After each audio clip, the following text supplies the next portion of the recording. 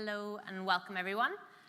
Thank you so much for taking the time to join us this evening, particularly at the very end of conference, in the final few hours, to talk about childcare, an incredibly important issue that I'm sure cuts across lots of the discussions you've been part of over the last few days. My name is Rachel Statham. I'm Associate Director for Work and Welfare State at IPPR, and I've led in our childcare work over the last couple of years, though I'm actually currently on maternity leave. Some might have seen me with a baby who's about 4 months old and has just left with his dad, so he doesn't disrupt our event. So mostly talking about childcare at playgroups at the moment, rather than in policy forums, but it's nice to be back today. I'm really delighted to be joined by a really excellent panel this evening.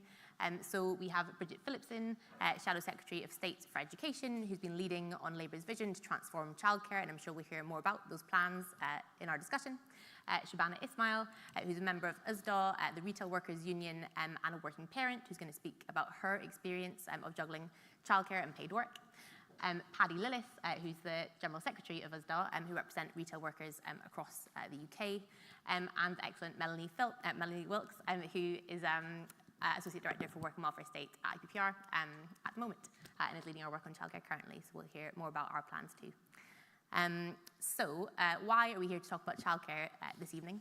Not just for those parents in the room, but as a policy issue that's been raised across the national agenda over the past few months in particular. So childcare has become an issue of major focus for parties across the political spectrum. We've heard more focus from the UK government recently. I'm sure we'll get into what isn't working amongst those plans. And we've heard Labour put a welcome focus on childcare over the last few months too. So we know that childcare in England and in devolved nations across the UK isn't working. It's not working for children in terms of the widening education gap. Before children even set foot in a school classroom, we know that disadvantaged children are falling behind their peers, that access to quality, affordable and available childcare isn't available in every neighbourhood across the country where it's needed. We also know this presents considerable obstacles for working parents across the country, and for parents who aren't in work as well, in terms of the barriers to progress into work in the first place, or to progress in work once you're beginning to build a career or rebuild a career after having young children. And then finally, we know it's not working for providers or the childcare workforce who are chronically underpaid, who are unable to progress quite often, and we've seen providers across England particularly really struggling to keep their doors open in recent months and years, despite how vital childcare is as public infrastructure that we all rely on. So that's enough from me, and we'll get into some opening remarks from our speakers. And then we'll have an open discussion, and we'll have some time for questions from the audience, so please do think of your questions, and we'll come to you with a microphone through the discussion this evening.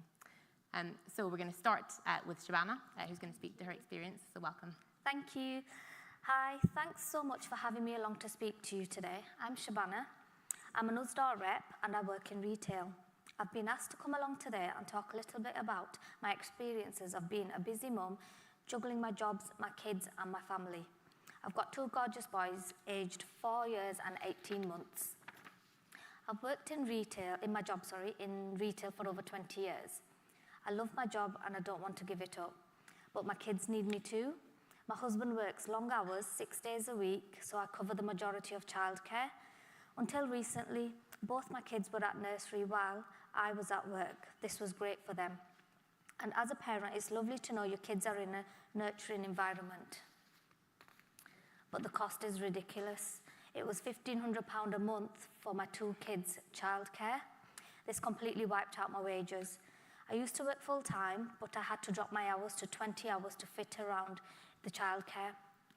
And I really did have to drop to part-time hours because I couldn't have done the drop-offs, the pick-ups on my full-time hours, because in my job, I would have been expected to work late evenings, early mornings and weekends. That's retail for you.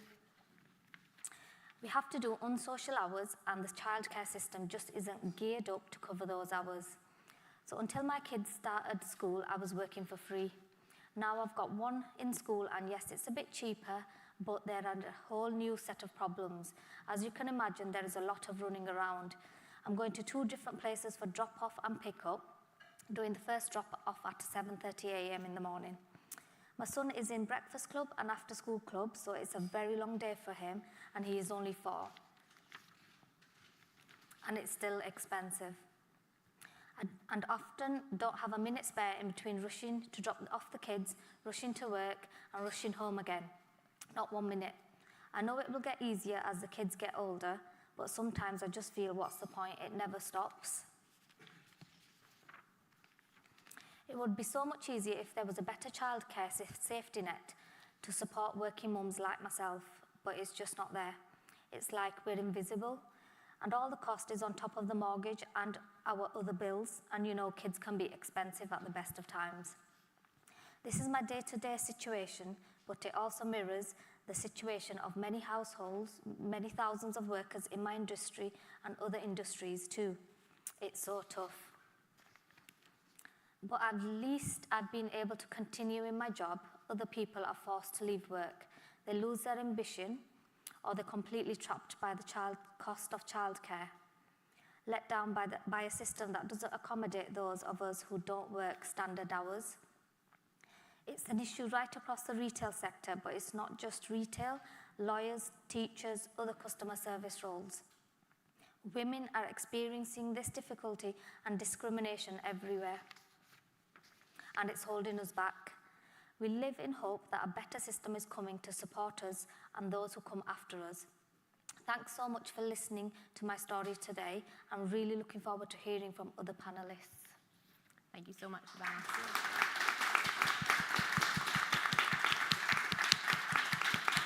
And I'll turn next to Bridget. That's great. Yeah, that's fine. Oh, brilliant, great.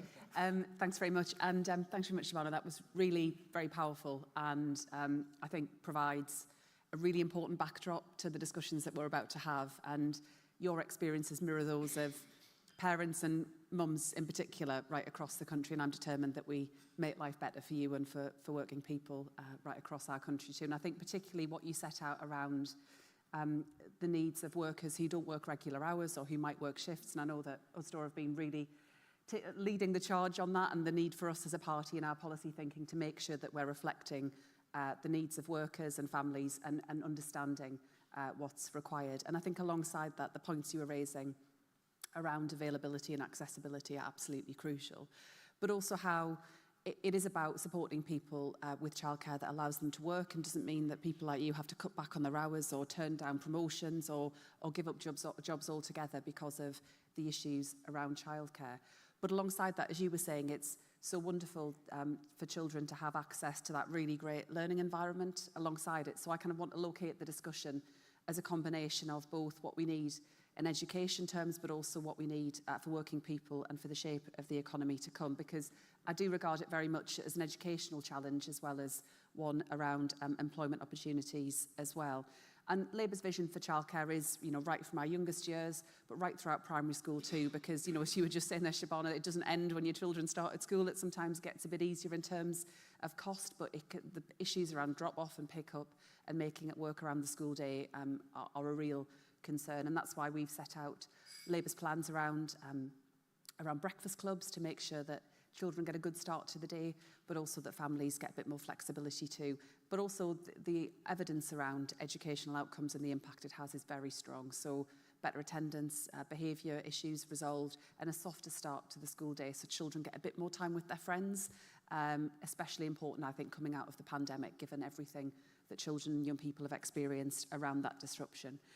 And more widely, we've set out, as part of the mission I'm leading for Kia around opportunity, how we want to break down those barriers at every stage so that no matter what your background, you have every chance to get on in life. And that has to begin right at the very start in our earliest years too. Obviously, we saw the Tories panic a little bit in the spring after all the pressure that Rachel and Paddy and many of you in the room have been applying alongside the Labour Party to get the government to take seriously the challenges that we're seeing in childcare and early education. And as a part of that, we saw the government announce more money to go into the system, but more money into a system that is just fundamentally broken and isn't delivering either the outcomes we want to see for children or the flexibility that Shabana was just describing there. And expanding the hours entitlement without a workforce plan while cutting staffing ratios is not adequate and it's not acceptable. And I don't think it reflects the reality of what parents are experiencing at the moment. And my real concern is that it piles more pressure onto a system that is already in real trouble. And when you speak to workers in the sector, they're under enormous pressure. Many of them are leaving because of that pressure, because of issues that you described there around pain. Now, we wouldn't be able to fix all of that overnight, but I think we have to, the work that we're doing is about developing that plan for workforce, around place planning. And if a serious plan, you know, it's no good just announcing more money without a plan for delivery and without a plan to drive up standards in the sector too, you know, because right now, two children for every childcare place in our country, even more acute in some regions like Cumbria, where it's 11 for every place. It's no good putting more money in and promising parents that there will be entitlements there if the current system is already under so much pressure. So I do really want to deliver higher standards for children. I want children arriving at school ready for that next step on their journey, and access to high quality early years education and care is such a central part of that, especially for working people, especially for those on lower incomes, families where they're facing greater levels of disadvantage. And also that's why the gains are greater for children too, because it really does allow them to be well prepared for school. So I am absolutely determined that we will change the system so it better meets the needs of working families and working mothers in particular. But alongside that, we make sure it's the means by which we secure better outcomes for our children, a better start overall. And I look forward to having that conversation about how we bring that change to life if Labour wins the next election. Thank you, Bridget.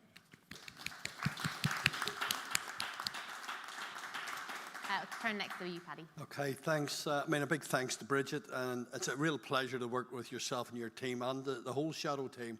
At least we've been listened to, and that's really important. And the aspirations of working people and the needs that get them into employment is really important. So I really appreciate that. As General Secretary of us, I mean, I'm obviously delighted to be hosting this event with IPPR, and it means a lot to have all of you here to listen to what has to be said. I want to say a big thanks to Shabana. I mean, she's a lay rep, and come along and give us her personal story of a young family, a 4-year-old and 18-year-old holding down a full-time job, a husband that works long hours. We put the pressure on for her to be a union rep. She's out there doing it day and daily. A huge thank you. You have our admiration for what you do. You're the lifeblood of the trade union movement. I mean, juggling childcare, your retail role, I mean, is amazing. And you're an inspiration, I think, that people in this room, but to the reps and your members around you. So, big thank you for that. Look, we're here today to talk about childcare, and I'm here because childcare is a trade union issue. It's an economic issue. It's an equality issue. However, like so many other things in this country, after 13 years of Tory mismanagement, childcare in this country is broken, and that's putting it mildly. As a result of Conservative negligence, parents in Britain are now struggling under an overpriced system that's failing. It's failing childcare workers who are often underpaid, overworked, and certainly undervalued and underappreciated. And it's failing children who are missing out on opportunities to access early education. And after listening to Shabana, we know it's failing for working parents, particularly women, who need good quality, affordable childcare in order to succeed at work. A successful childcare system should support children to thrive. It should enable parents to work the jobs and the hours that they choose, and childcare should break down barriers. Instead, the UK's current system is a barrier to work for many people in lower paid jobs, trapping families in poverty and ingraining inequality. Childcare, and in particular, the cost of childcare is a huge issue for us DOA members. And it doesn't end with childcare and children start school. As we heard from Shabana, wraparound care is also vital, and a proper parental leave system that actually works for all parents, not just those in well-paid 9-to-5 roles. We need a system that supports working parents in shift work, and low-paid work, and short-term contracts, and temporary contracts. And in short, we urgently need a better childcare system, something that actually works for working people in this country. And we know Labour have plans to transform the broken Tory system into something that will give us DOA members the opportunities and the breathing space that they so desperately need. And I'd like to thank Bridget again for coming and listening to what we have to say on this. We know that Labour are listening to us, and we believe the next Labour government will deliver for working people on childcare. Truly accessible, affordable and available childcare we have a huge impact, we'll have a huge impact on low-income working families, and it's vital. It's a vital part of our social and economic infrastructure.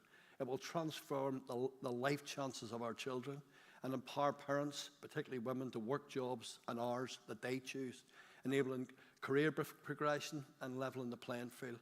I'll leave it there for now, and I look forward to hearing what Mel has to say and to hearing the debate from yourselves. So thank you. Thanks very much, Paddy. And finally, I'll turn to Mel. Great, thank you. So just partly I'll start by reinforcing some of what's been said. So of course, as I think each of the panellists have already said, our childcare system isn't working, and it's worth just reinforcing and reiterating that. It's not working for parents, and it's certainly not working for children. It's also not working for providers. Those who are accessing it are confronted with a system that is very patchy. In some areas, people are accessing excellent early years education with providers that are working very, very hard to provide really excellent, high-quality support. But as we've just heard, in other parts of the country, that's just not the case. Support isn't the quality it should be, or it's very, very difficult to secure a place. Costs are prohibitive for lots of families, and that's not just the straight-up costs of accessing childcare in the first place, but also in lots of cases there are extras. So even if you're accessing free entitlement, free hours, you might be paying for meals, paying for nappies or snacks, and so it can be really hard to budget and plan for that. But what's really worrying, and I think is really important, given that we're here talking with Usdaw today, is that there are lots of families who are kind of essentially locked out of the system because it is so rigid. If you don't work 9 to 5, it's even harder to access high quality early years education. Our nursery system is quite rigid, so it tends to operate on kind of half days and term time, which, as we've just heard from Shabana in particular, but also Paddy, that just doesn't line up with day-to-day life in retail, but also lots of other essential services. If you're working in the NHS, if you're working in transport or travel, or in hospitality, our kind of nursery provision just won't line up with your day-to-day life, and so you'll be kind of having to work to fill the gaps yourself in other ways. We know that childminders are really fundamental in filling some of those gaps, and have been, certainly for lots of families that need that flexibility and work atypical hours. But the number of childminders across the UK has fallen sharply over the last few years, and it's becoming increasingly difficult. Lots of people feel that there are real barriers to setting up as a childminder, so we really need to kind of get into that and think about how we can address it. Now, Quorum runs an annual survey looking at provision of childcare across the UK, and they found this year that only 15% of local authorities think that they've got enough provision across their local authority area for families where parents are working atypical hours, like yours, Shabana. So just 15%. So the majority don't have that, which means families are having to kind of work things out themselves. The other thing I wanted to touch on just briefly is lots of people working in retail, particularly people working part-time, will need universal credit to top up their incomes. And our social security system is very complex and really incompatible with childcare in early years. And while there have been some positive, welcome changes in that space with the move to paying upfront costs just recently, it's still very difficult to predict and manage your costs. You only get part of your support paid for through your universal credit. So families that are on low incomes and really struggling, trying to work, face additional barriers through our social security system. And then just to, I guess looking ahead, as we've just heard, we've seen some ambitious reforms from the government through the spring budget this year, but ultimately for us, there are real cause for concern. It's just not going to be possible to deliver significant increases in hours without fundamental reforms to the system and without looking at resource. There's a huge shortfall between the funding that providers need to be able to deliver quality early years provision and what they're getting per hour at the moment. And there's a very real risk that if we carry on kind of with this accelerated rollout of free hours, that we're going to see kind of further collapses in provision, as we've already started to see in some areas.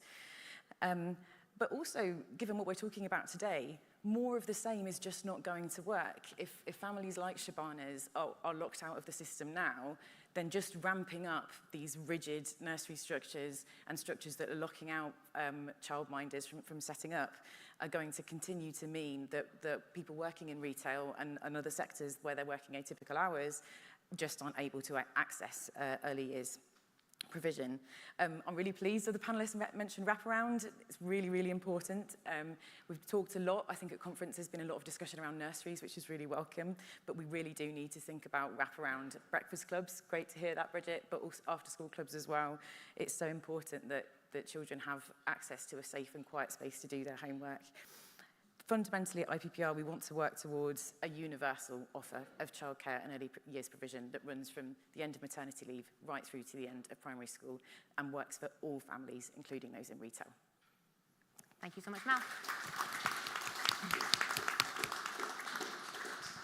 So I'm going to start us off with a fairly big question, given we've rehearsed some of the major challenges that we're seeing across our childcare systems currently. And I'll turn to you first, Bridget, if that's all right.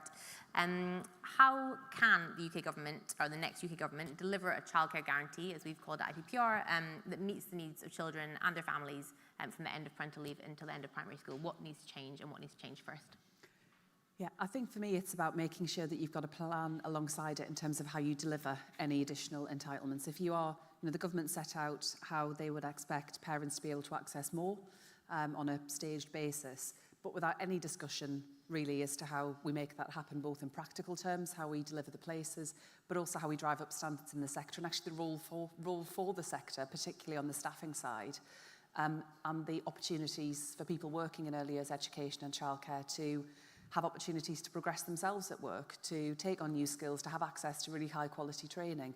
Because sadly, so many people are leaving because they find it's a wonderful job, but a tough job. And sadly, they can find better paid work elsewhere that doesn't necessarily involve those same kinds of demands. So turnover is often pretty high. So I think we need to have a real step change in terms of integration, particularly of the early years side, into our education system overall and recognise it for the important part of our education system that it should be.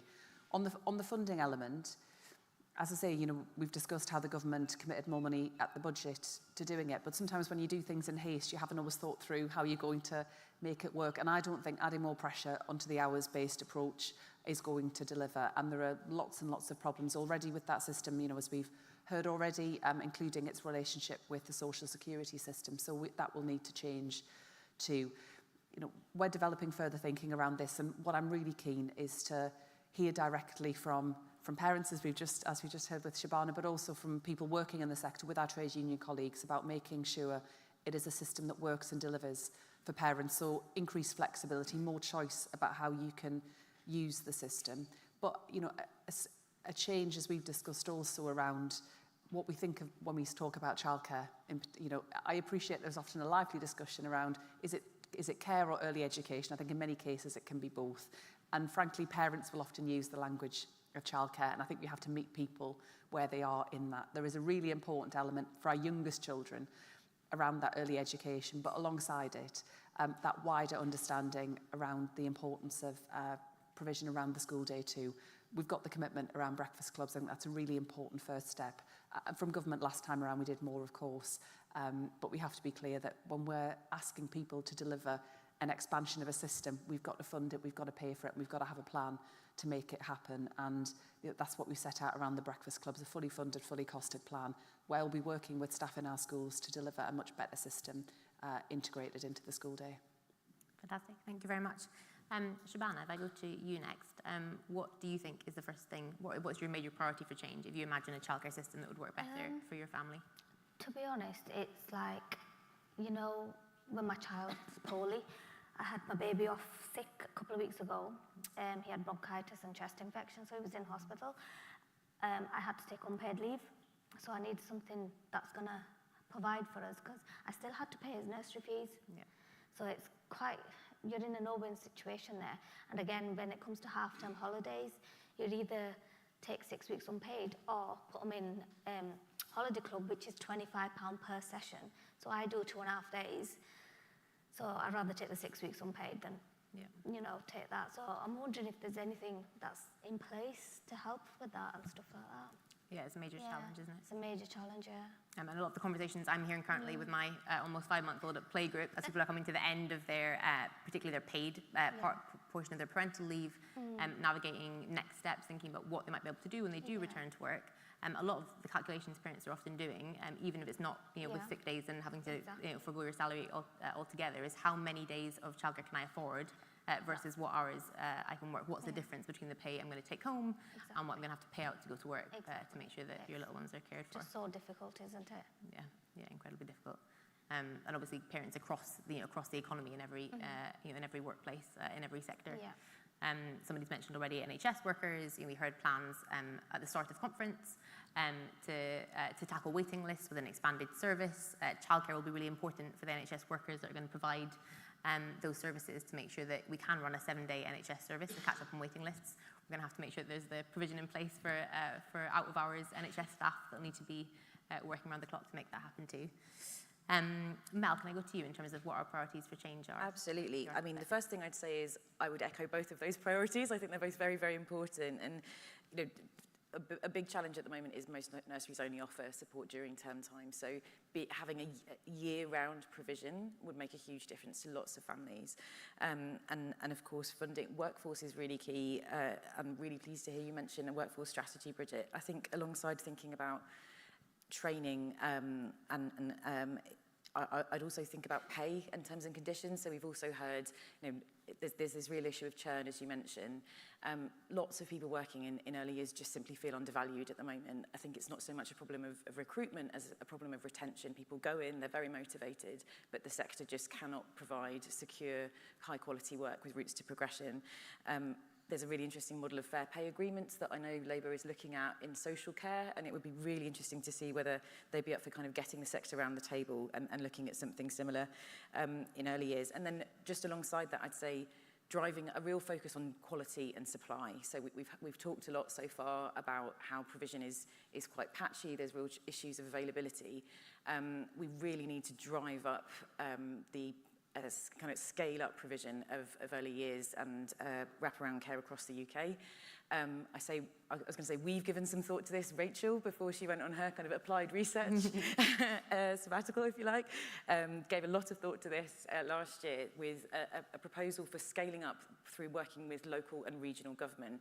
So a kind of place-based approach with local governments that know their local communities very well, and a coordinating provision around what is the right wraparound provision based on local schools or building out from established not-for-profit settings, whether that's maintained nurseries run by local authorities, or there's a growing number of, you know, there's an established number of nurseries run by charities and social enterprises that are doing really, really innovative work. So if we can grow and scale that not-for-profit provision within the sector, that would be a real priority for us.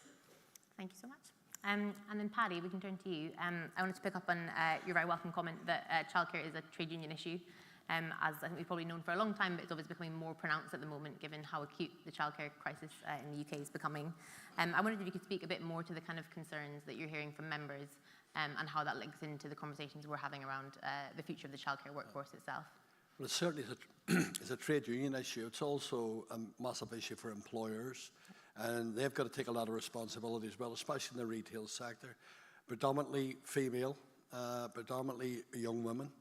And they're held back from getting into work. And of course, when you talk about childcare and trying to organise childcare, you may be able to get it organised. I'm not saying it's adequate or it's well funded, but if you're lucky enough to get it organised, you're not always in charge then of the hours you work.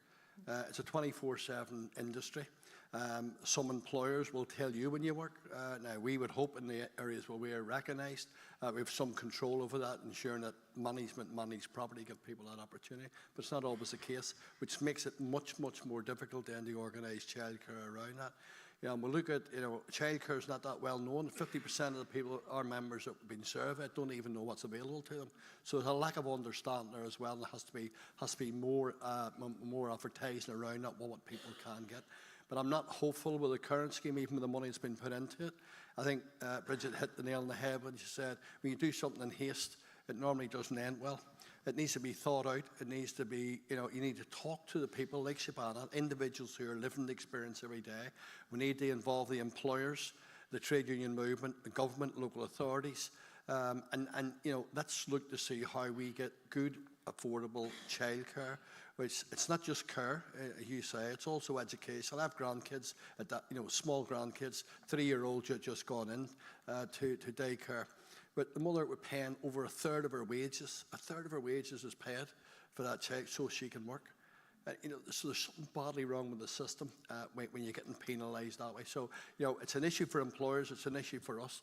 And I'm hopeful that, an incoming Labour government will look at this. There's a cost to it, but there's a cost in not doing it as well. You want kids to have a good start in life, and get into childcare early on in that education system, and that sort of engagement has got to be good for them in later life. So employers are a key part for me as well, and I think we need to be, as a trade union movement, raise this more with employers, and they can play a bit bigger part in this as well. Some do, some of their own childcare type nurseries. We run conferences, for instance, with childcare there to make sure their members can participate in things. There's lots we can do, but you've got a broken system at the minute, and as I said, I don't envy the Labour parties coming into government with all the things they've got to do, but I'd rather be on that side as the current side. Yeah, and we've touched on it already, but obviously, were the Labour Party to form a government after the next general election, it will be inheriting almost the kind of full rollout of what's been proposed from Chancellor Jeremy Hunt's budget in the spring. So an increase to those government-funded hours for working parents working over 16 hours a week, but major questions from providers and across the sector about how that's actually going to work in practice, whether or not nurseries that rely on often cross-subsidising from the paid-for hours that are often the parents with younger children have to put out for, or the additional hours above those government-funded hours that are provided, those often pay for the lack of adequate funding for those government-funded hours, as they're called. And that's leaving many providers in a position where they're really struggling to keep their doors open in the first place, and looking at a major expansion of those hours looks quite precarious at the moment. So major challenges coming down the track for whoever is going to be looking across England's childcare system. I thought we could speak a little bit before we open up to the audience about the challenge we often see in this discussion about childcare that you've touched on, Bridget, around the kind of dual ambitions of enabling particularly the parental workforce, but particularly working mothers, to be able to get into work, to get back into work if people have taken time out of work to look after young children, and to progress in work by access to affordable, available childcare in every neighbourhood, and on the other side, the ambitions to provide really high quality education for all children, and obviously children of varying needs as well. And that's often put as a kind of binary choice, as if we have to choose one or the other. And a lot of our work at IPPR and our work with Save the Children on this issue has tried to look at how we can deliver on both.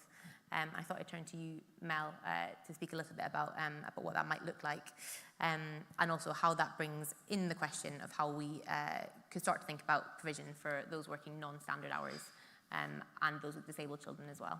Absolutely.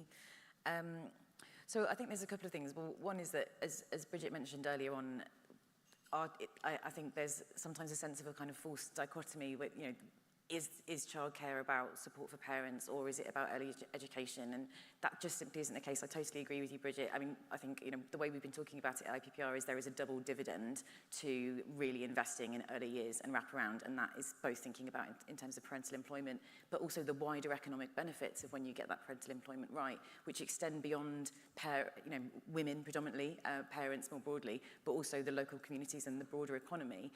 Childcare is social infrastructure, and if we get this right, it really benefits our wider economy. You touched there on flexibility and thinking particularly about people working atypical hours, so it would be good to delve into that a bit. I mean, some of this extends to things I know USDOR and other trade unions will be engaging with Labour on through the New Deal for Working People. The focus on flexibility feels really important. There's a challenge there because, as we've talked about, our childcare system is not very flexible at the moment. If we extend flexibility in terms of working hours to parents in other sectors, the childcare sector has got to somehow respond to that and meet that. There's lots of ways of thinking about this and ways that it does play out at the moment. Cooperatives are a really interesting model where parents are able to deliver childcare and include their own children in those settings. Really interesting model to draw on and think about how, in the context of that kind of scaling up and really investing in innovative practice that I mentioned earlier on, we might be able to look at really building out those sorts of approaches. I mentioned childminders earlier on. They are really fundamental. Alongside kind of early education, childminders can offer flexibility for families that regularly need to work atypical hours. But also, is it really the case that nurseries need to be as rigid as they are at the moment? And, you know, Shivana, you mentioned term time only hours being a bit of a nightmare and having to take, it's not right that you should have to take unpaid leave to cover the summer holidays. So can we support nurseries to become more flexible, both thinking about year-round provision, but also thinking about provisions through the day? And there's a few things we might want to think about as part of that. I guess there's a point about what's happening during the nursery day. It might be that in the mornings there's some structured time based on the curriculum, but through the afternoons, shifting more into kind of less structured, kind of more relaxation time or less structured play. But what that means is if you're regularly using a setting in the afternoon or early evening, then you're missing out on that curriculum time. At the moment, funding and staffing being what it is, it's really difficult to look at that. But if we are really ambitious about quality, we absolutely have to make sure that all children really benefit. I think you touched on disability, so I was only going to say very briefly to add to that. Something that's really worrying me at the moment is we've seen a real increase in need over recent years. So there's been a really sharp increase in young children with special educational needs. That's being reported by early year settings themselves. It's also being reported by primary schools with a sharp increase in reception teachers finding that children are starting school without having reached the kind of developmental milestones that they might have been expected to, coming to school in a pram, coming to school without having reached the kind of speech milestones that they might have been expected to. A big question there is about the impacts of the pandemic, but it really demonstrates the huge potential and value of early education in supporting particularly disadvantaged families and families that might be struggling in the context of undiagnosed disability. I think some of this is about workforce capability and capacity. So we've heard that there are some settings that are not necessarily explicitly turning away families, but don't feel like sort of nudging families in another direction was a phrase I heard this morning, because they don't feel able to take somebody that might need one-on-one support. And that comes down to issues about ratios and staffing, but it also is about capability. It's about training and making sure that the staff in those settings have got the right skill set to be able to respond to children with more complex needs. But that does stretch wider when we're thinking about that. It's not just about nurseries. There's a sort of wider bit of infrastructure we need to think about. There's making sure that local authorities have the resource to do assessments and get education, health and care plans in place at the earliest possible stage so that children who do need additional support, that's being picked up as soon as possible. Thanks so much. And I'm sure in our conversations with providers, what's come up often is the challenge of even being able to release staff from rotas that are that tight, understaffing problems that are that acute, that even releasing staff for training in order to enable progression opportunities, to deliver on promises to staff, those are really difficult to deliver on in practice as well. That's how challenging the environment currently is for providers. So looking to heap hours on top of that model doesn't seem to be the direction of travel that's going to lead to sustainable change. Shivana, I'd wonder if you could speak a bit more to the challenges that you think need to be addressed urgently in order for all working parents to be able to have access to the childcare that they need, and particularly thinking about non-regular working hours. My little boy, when he was born, I had to register him at nursery the day he was born, literally, because there was no spaces. They're over-established and they're understaffed. And if I was to put him in an extra day, say, for example, next week, I'd have to give him 4 weeks' notice because they cannot physically afford to have him in. Yeah. I think they need to be a bit more flexible around that as well. However, because there's that many nurseries and there's so many kids trying to get in, and when this new system comes in, that 9 months free childcare, I think the nurseries are not going to be able to cope, and I think it's a disadvantage to parents because they cannot physically go out and work. Once that mum's had a baby and she's had to quit work, going back into work after 4 years, maybe 5 years, it's impossible to get a job because 1, they lack training, 2, the confidence is gone, and 3, they're still having to work around the childcare. And employers are not willing to take that person on because they've had a gap of 5 years. So there needs to be a bit more flexible around that. Yeah, absolutely. Yeah. It's such a pervasive issue in the gender pay gap across Yeah. all sorts of sectors. Now also in terms of women's pension earnings, Yeah. whether you're able to contribute to a pension, having taken time out to care for your children, if you've not been able to get a setup that works for you to be able to continue in employment. And yeah, incredibly difficult set of challenges there. Paddy, I wondered if you wanted to add anything to that in terms of what would need to change for your members to have better access to the childcare that they need. Well, it'll bring more people into the workforce and it'll give them more choice in it because, I mean, childcare should be seen as an investment, not just a cost. And, you know, at the minute, as I said, it's broken. And we'll work with Siobhan and our members. We continually serve and we'll work with Bridget and the team there. And we'll do what we can with the current government. The changes they make will be helpful, but they don't go anywhere near. I think it's about, it'll give them an extra 60,000 parents will be helped by this, but it goes nowhere near the needs and to get people back in the employment. You know, there's millions of people being excluded from the workforce because of the current system. So there's so much work to be done around this, and it's got to be good for the economy. It's good for people. It's good for the kids, and I think it's something that's seen as, you know, secondary. And I think it's like Bridget and the team is going to bring that to life and ensure that parents can go out to work in the knowledge the kids are safe, they're learning, and it's affordable, and then they spend most of their money on that. Absolutely. And we won't be seeing as many workplaces losing out on the talent and the expertise of parents who are forced to leave or reduce their hours substantially because of a lack of available childcare. Bridget, before I open up to the audience, and that's your cue to have questions ready because I'll come to you shortly, I wondered if you could speak a bit to the role that childcare might play in Labour's opportunity mission that you spoke to, that you're obviously leading on shaping. Yeah, absolutely. I mean, for me, it's a central part of that because if we are to break down those barriers to opportunity that we've identified, but we have to start when children are very young because those gaps, particularly in learning and development, those gaps open up early and our action to tackle it has to start early too.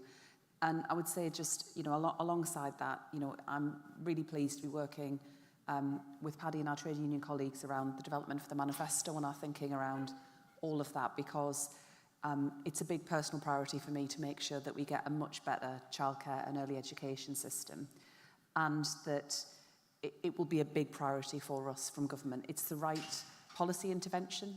All of the evidence is so clear, clearer than it's ever been. But alongside that, in terms of the economic impact it has, the opportunities it provides to working parents, mothers in particular, it will be absolutely crucial.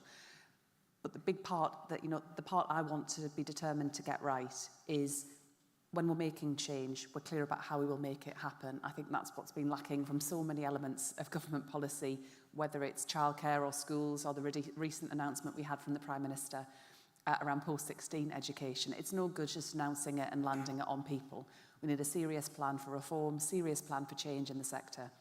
That has to involve standards, the workforce, ongoing opportunities around progression, and just fundamentally putting the life chances of children and young people right at the very heart of it, because that's where our focus ought to be. And if I was Secretary of State, I'd be absolutely determined to make sure that our children, all of our children, get the best possible start in life, and we need a much better early education system to make that happen. Excellent. Thank you very much. We have some roaming mics. Do you want to raise your hand if you have a question for the panel? I'll go first to the woman in the front row, and then a woman in the second row here, and then the man in front. Yeah. Hi, I'm Sabina Khan. I'm from Poplar and Limehouse. I work in manufacturing for McVitie's. It's called Plodis now. My shift starts at 6 o'clock, but I have to get there AM. I have to get there at 5:45. The train doesn't start until 5:30, so I have to drive there. So it's really impossible, but luckily my children are now 22 and 19, so I don't have to worry about it. But when my children were young, my husband used to do night shift. I used to do day shift. He used to wake up at 4 o'clock after doing 12-hour shift. It was really, really hard. But what we need to do is look at industry-specific childcare as well, shift-specific childcare, sector-specific childcare as well, because if we are to grow and make and have net zero jobs, they are going to be in manufacturing and engineering. And all manufacturing engineering jobs are, if you look at Airbus or in chemical or defense, they're early in the morning. So how do you tackle that? And the second thing is, I think we need to look at burnout of children. How are we going to tackle burnout? Because I found when I was working, my children were doing longer hours than me. I was dropping them off, then travel time, then they were there while I was working, and then I was coming back and picking them up, and then they had to go to other stuff. So we need to put burnout in the center of our policy as well, because I don't want children to have mental illness and not be physically fit for the next day. Thank you so much. We'll take the three and then go to the panel. Thanks. Becky Montague from the Sutton Trust. So with the government's planned expansion, the IFS has found only 1 in 5 families on less than 20,000 a year will actually be able to access it. So we've got quite a bizarre situation of the very poorest families and children actually getting some of the least access to our early years provision, either as education or for work, whereas many other countries have exactly the opposite approach, where low-income families will get fully or very subsidised early years provision. So I just wanted to ask the panel their thoughts on that group of families particularly. My focus is more on education, but from an education and childcare perspective. And then the man in front here, in the white shirt. Hi, so I'm Danny and I'm from the same union as Shabana, so I'm not a parent. But one of the things I've noticed in retail in particular with regards to parents is with retail companies often only offering really short contracts, we sometimes have parents that do want to work more hours and they're employed with companies dangling the carrot of overtime, being told that that'll be consistent. They'll get that all of the time. And then we've run into issues where parents have been given that overtime, and then last minute, that being pulled away from them when parents have already paid for childcare. So we've had TFL parents coming to us, saying to us, I've been promised 20 hours next week. I've been dropped down to the 8 hours that I'm contracted to, and I've already paid for my child's nursery position. So they're left then in the catch-22 situation of not having the hours that they were promised, and then having to pay for that child's place still in nurseries. So what can we do to subsidise nurseries in the situation where there's last-minute cancellations and boosting hours for those parents that can maybe work more, but they're not given that opportunity in that instance as well? Thank you so much. So we've had questions on the specific challenges of industries where people are working particular patterns, particularly very early work or late shifts, and what needs to change in terms of employers' role. Also what needs to change in terms of how we work across industries with children in very long hours some of the time, to be able to make sure that a system is working for children as well as their parents.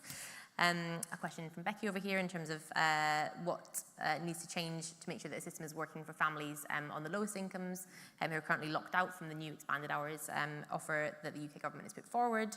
And then a question from the USDA member at the front around short contracts that parents are often being put on, and the challenge of having to pay out for childcare before you actually turn up for a shift, particularly when that falls through and you end up not even having the possibility of breaking even. So I'll go to you first, Paddy, if that's all right, and then to Bridget, we'll make our way down the panel. I mean, the issue you talk about in terms of starting maybe 5:30, 5:45, there's never going to be an easy answer to childcare around them type of hours.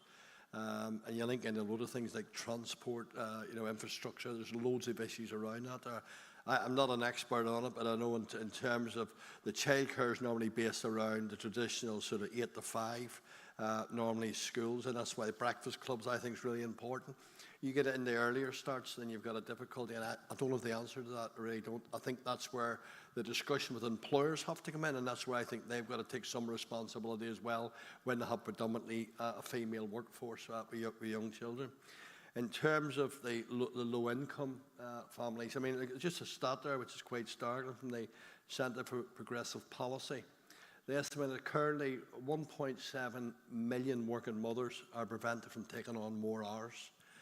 1.1 million have had to reduce their hours, and 560,000 find themselves forced to quit their jobs.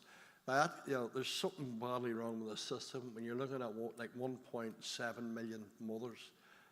And the damage to the economy there really is it's incalculable in terms of what's taking place there as well. And of course, we've got a situation in the country where we've got a shortage of labour, and we've got many, many millions of people who could come back into the workforce, but they're penalised. So we've got an issue in terms of the short hours contracts. I mean, the New Deal goes some way to start to address that Labour's committed to, where you get paid for the contractual hours you have, and if a contract's cancelled, then they're going to have to pay them hours. And I know if you're paying for childcare and your child doesn't turn up, you've still got to pay it. And of course, if the child doesn't turn up for the childcare, it's probably because they're ill or the mother's ill, which means they're not working either, not earning money, but still having to pay the childcare costs. So, that's why the whole system is so out of kilt with the modern economy. It needs addressing. I don't have all the answers to it, but talking and listening is going to be the way through it. And I think the commitment we have from Labour, not only around the New Deal for workers to give more security, employment security, and to give better hours. I mean, we have been calling for a minimum of 16-hour contracts for those that want it.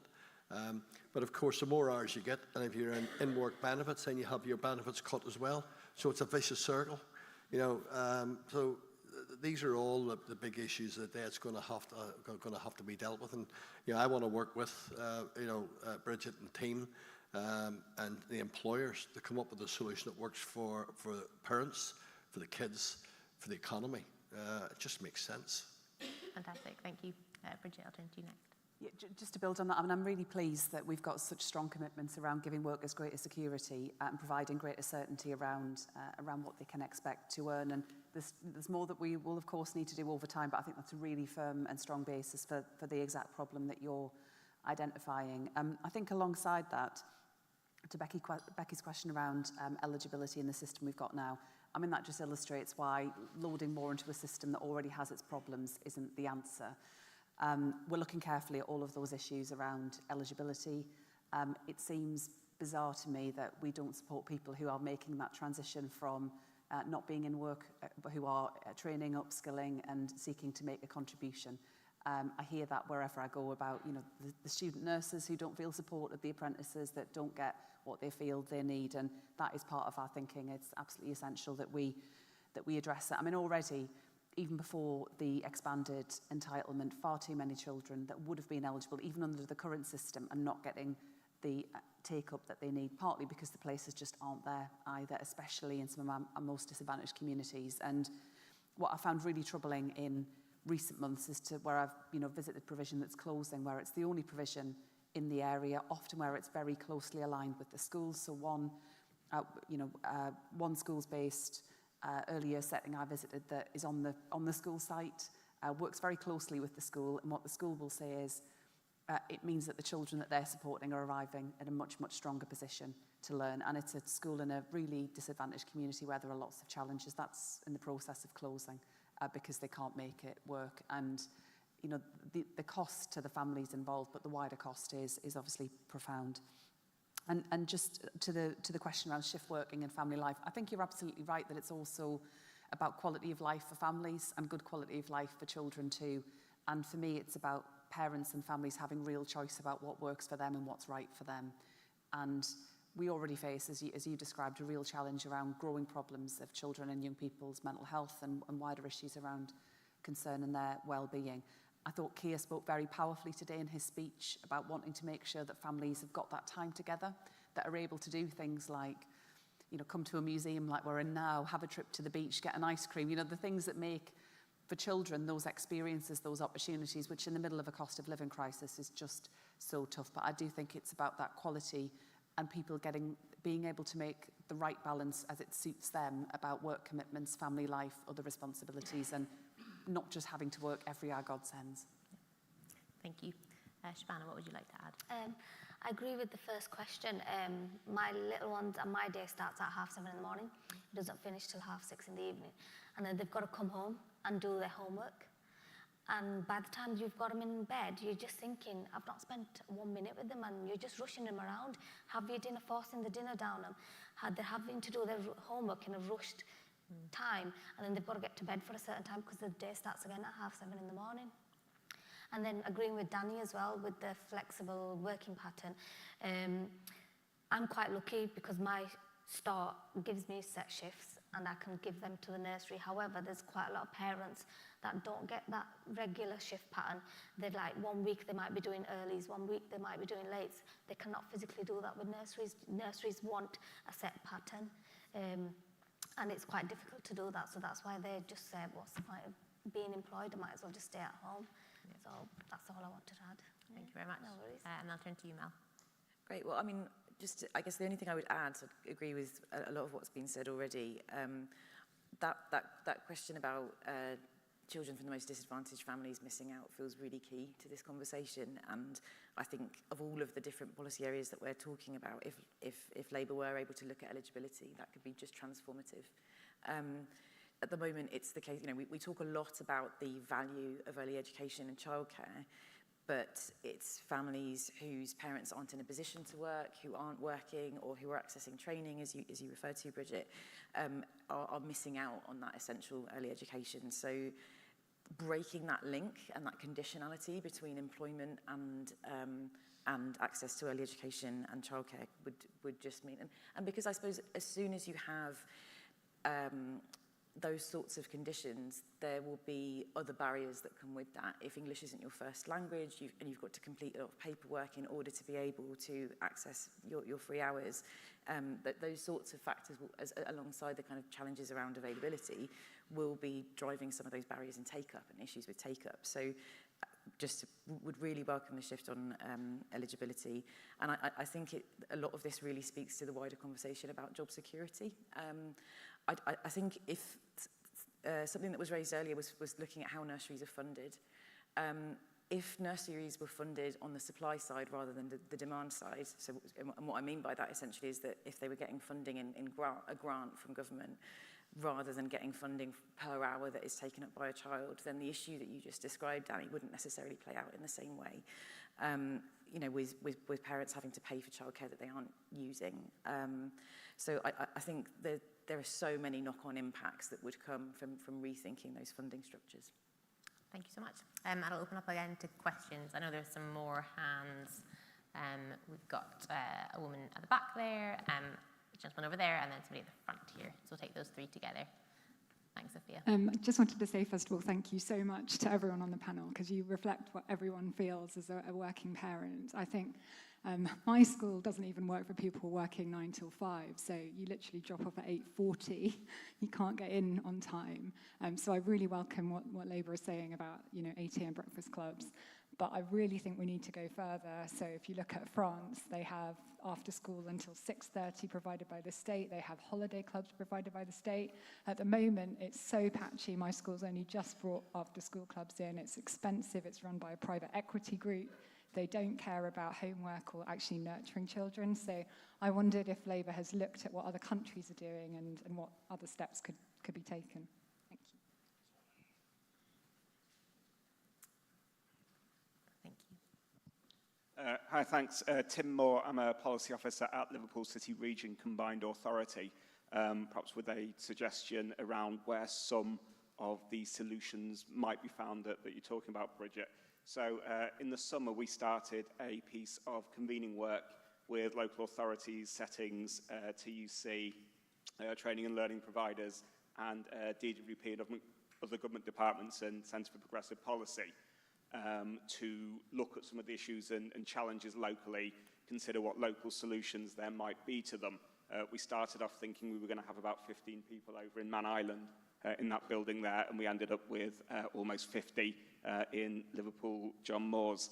We've had a number of roundtables since then looking at recruitment and retention and access and availability.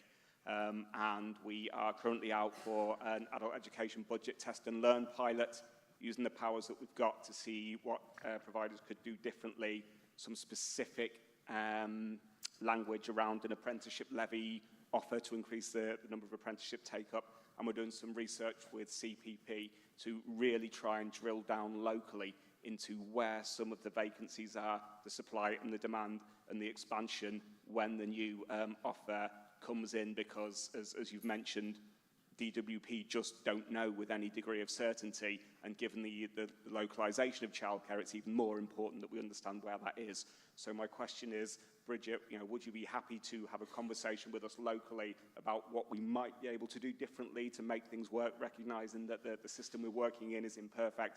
And Paddy, we know that parents, lead carers and people who use childcare are absolutely vital in this discussion as well, and there's no organisation that's better than yourselves for helping us get in touch with those and ensure their voice is heard. So if we could kind of have that conversation in the future as well to make sure that their voice is heard, that'd be wonderful. Great. I think we had a final one at the front. And I think there'll be all the questions unless anyone has a very burning hand that I've missed. No, that's great, thank you. Hi, I'm Helen from Tapestry Online Learning Journals.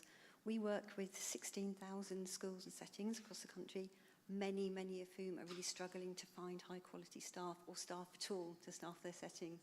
If we're going to expand this workforce and increase the number of nurseries, how on earth are we going to attract qualified staff or highly qualified staff, or staff who are willing to take CPD into an increased number of nurseries?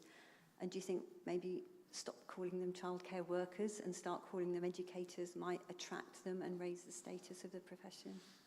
Thanks. Thank you so much. I think I'll go reverse way down the panel, and that'll be the end of our questions. Then we'll have a moment for each of our panellists to wrap up before we finish. And the rest of you get to see the Liverpool sunset over the water that we can see from here, but you can't quite share the view. Mel, I'll start with you on that set of questions here. So we had a question about going further on wraparound, what needs to happen in terms of after-school provision and school holidays, some lessons from place-based approaches here, the number of partners that might be involved in that, and particular opportunities that might be able to be taken up. And then a final question on staffing challenges and how we both raise the status and bring more people into the early years education workforce. Thank you, and yeah, all really good points. Tim, I've heard you speak about the example in Liverpool already, and I think it is a really compelling example and one that other areas could learn a lot from. And as I mentioned earlier on, I think for us at IPPR, there is real value in taking a place-based approach to thinking about early years settings. Bridget, you talked about a school with a nursery attached that unfortunately is closing, but where that is planned well, it can be incredibly effective, avoiding this issue of one sibling being dropped off in one setting and then having to travel to a completely different area to take a young person somewhere else, and developing, I guess when you're working in a place, you can also bring large employers into the conversation to the point that was raised earlier on about specific working practices in particular sectors. So I think there's huge potential in that, and would really like to learn more about it and be interested to see if other kind of mayoral combined authorities that have that sort of larger size and can operate at scale and bring together different local councils might be able to take lessons from it. On the other point, so international examples was raised, and I think this gets said but quite a bit, but it's a point worth making. The UK has among the highest upfront costs for childcare among the OECD, but is investing at state level the lowest. So there certainly are lots of international examples that we can learn from. I guess very briefly I would just refer to Ireland, where they've done a lot of work just recently to develop a universal offer for younger children. So they've got an offer for children who are 2 years old, so looking ahead to what we're about to introduce here in the UK. I think lots of lessons there, particularly when we're thinking about tackling disadvantage. But also a fundamental aspect of that work is about working in partnership with the sector. A big issue about the spring budget announcements that we heard earlier this year, nobody in the sector knew that they were coming. So there hadn't been consultation with providers about how might this work, how are we going to expand provision, where I think if we want to get serious about increasing capacity and driving up quality, we need to make sure that we're getting nursery providers and childminders around the table. Thank you so much. Shabana. Going from the second question, I totally agree with what Liverpool's doing in this area. If every city and town did the same, we'd know where the lack of provision is, and that would just let everybody else know, oh, we need to invest more in this one. We don't need to invest more in this place. And again, with the first question about France, I totally love that idea about not having homework and stuff. Well done to France. If we were to follow in that footsteps, I think it'd make working parents' lives a bit more easier, so we're not having to worry rushing home, oh, we've got to get the kids' homework done. Do they need any extra homework to do? If it was to just do it on the weekend, it'd be a bit easier because you've got that little bit of leeway there. And again, the last question, my son's nursery is oversubscribed, and you can actually see the staffing levels, they're really low. And when my child was in preschool, one of the two teachers there was doing 12-hour shifts without a break, and 7 days. And she's like, I'm working till Friday and I'm back in again on the Monday. It's unbelievable, but you cannot actually realise when you actually see it yourself, because sometimes you're not there, you don't know what's going on. Yeah, I think every parent can testify to how challenging that is. Caring for one child, let alone multiple children. And that's a really strong point around the role of local knowledge and being able to spot where there's lack of provision in particular neighbourhoods, where there is a model that's working well in one part of a town or city that might work well in another part of it. Bridget, I'll turn to you next. Great, thanks. Some great questions and contributions. I think to the final point around status in the sector overall. I mean, I think there is a real need to raise the status and the standing of people working in early years education and childcare. I think there is a wider issue, I have to say, right across the education system about the lack of value and respect that we attach to education. So I think it's particularly acute in some of our early years settings, and also, you know, often in part because many people working in the sector don't have access to good trade union representation either, in a way that, at least in our schools, our teachers have got a stronger voice. I'm also determined, alongside that we give a stronger voice to our brilliant school support staff too, and that's why we've got a commitment around introducing a school support staff negotiating body. It will be many of those people that will be involved in delivering the breakfast clubs I would like Labour to roll out if we win the election. So I want to make sure that they have got a seat at the table and that we hear their voices as well. I think part of the challenge is also it's early years education and childcare is female dominated. So in common with so many other areas, whether it's retail or childcare and education, where it's predominantly delivered by women, we know what that means in terms of the status, and that absolutely has to change. The colleague from Liverpool City Region, it'd be great to continue that discussion. That sounds really interesting, and I'd really welcome the opportunity to talk about the work that you're doing. There are lots of good examples around the country, both in terms of our regional mayors and combined authority and at local government level, about innovation that's taking place, and I think that can be a really strong basis for how we look at wider policy development at a national level. Also, how we can use innovation to test out new ideas, to look at what works, what might work in a bigger context, and we can carry that discussion on at a later stage. To the question about international examples around wraparound and other childcare pressures too, absolutely, I'm looking very closely at different approaches around the world.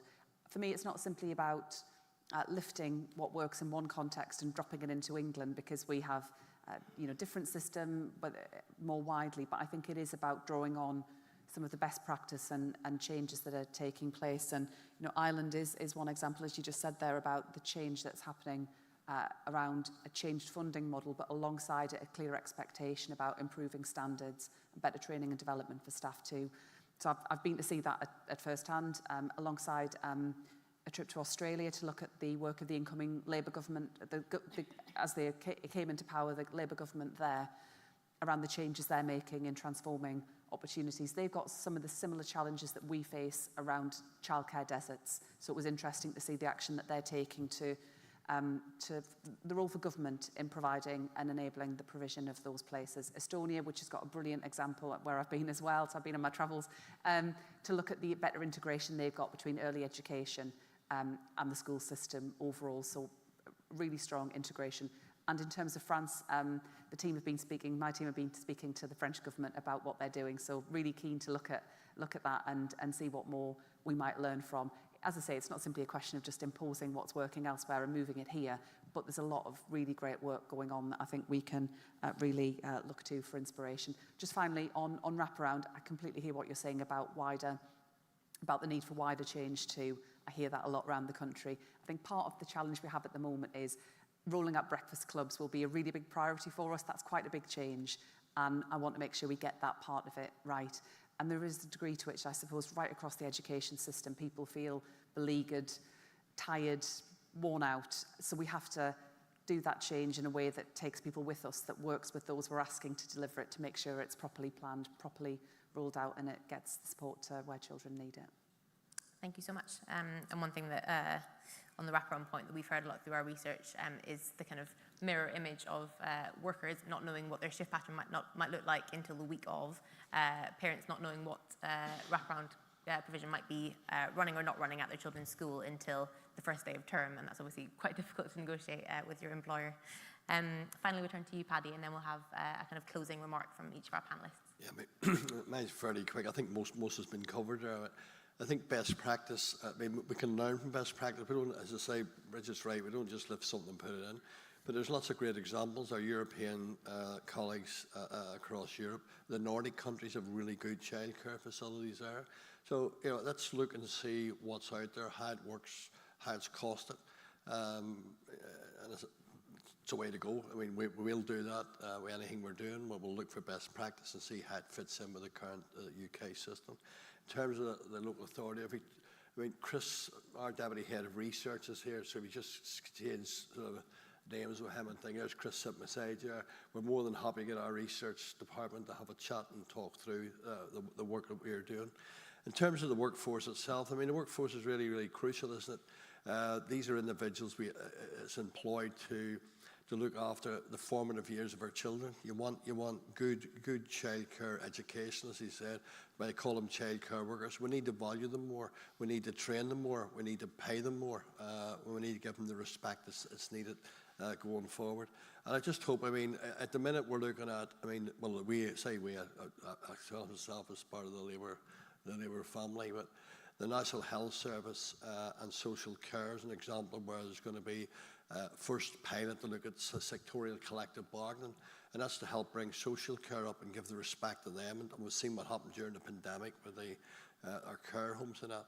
And I think our child care support staff, those who look after our children, again, mainly low paid, undervalued, underappreciated.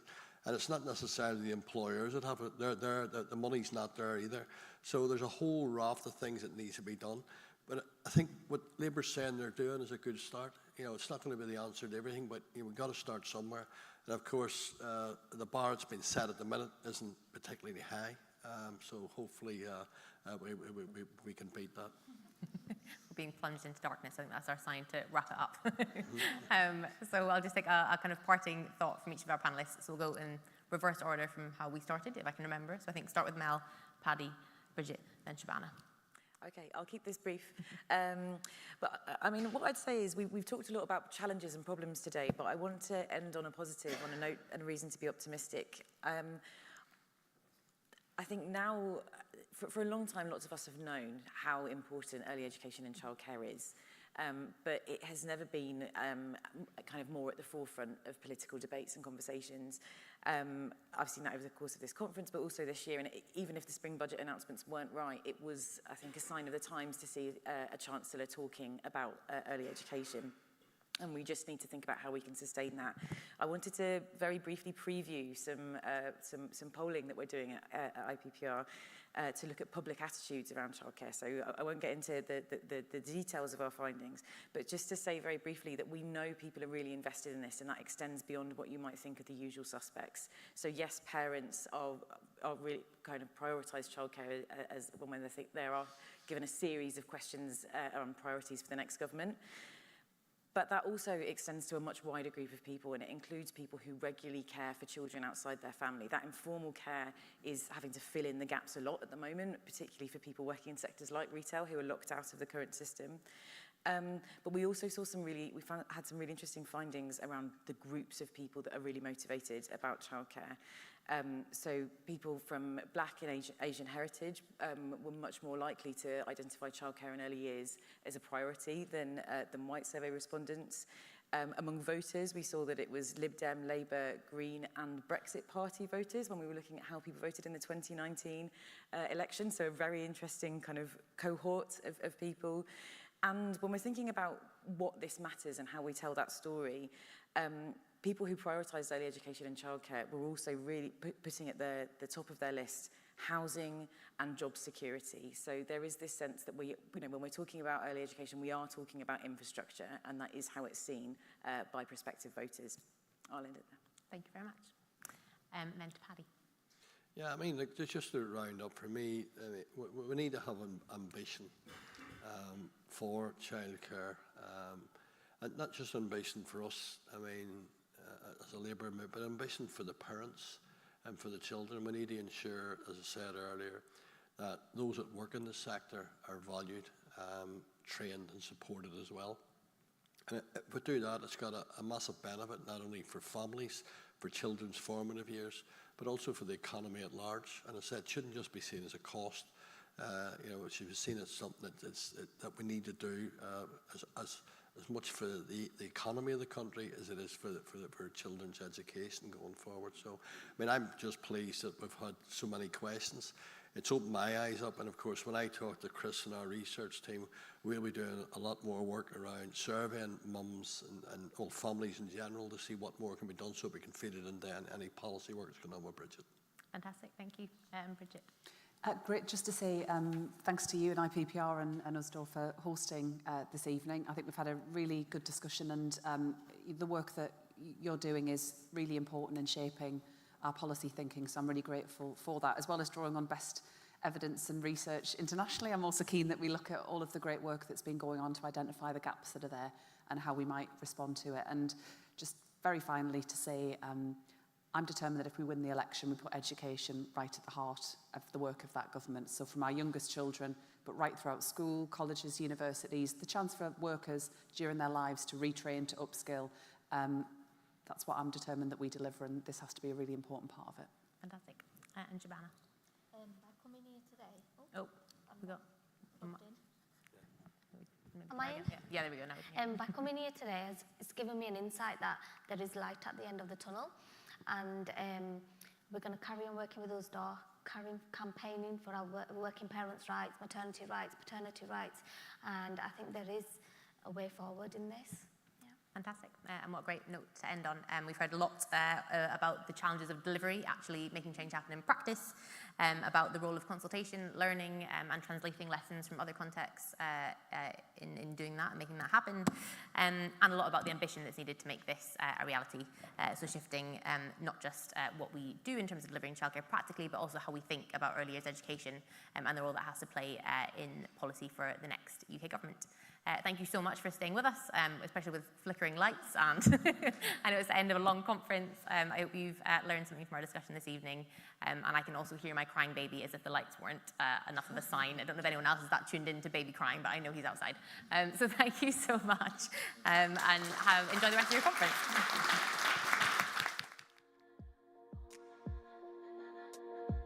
You were playing like a song in my head, and now I'm saving all my luck for the weekend. We don't always get it right, but we wing it, and we fall right into place like a dream. And I was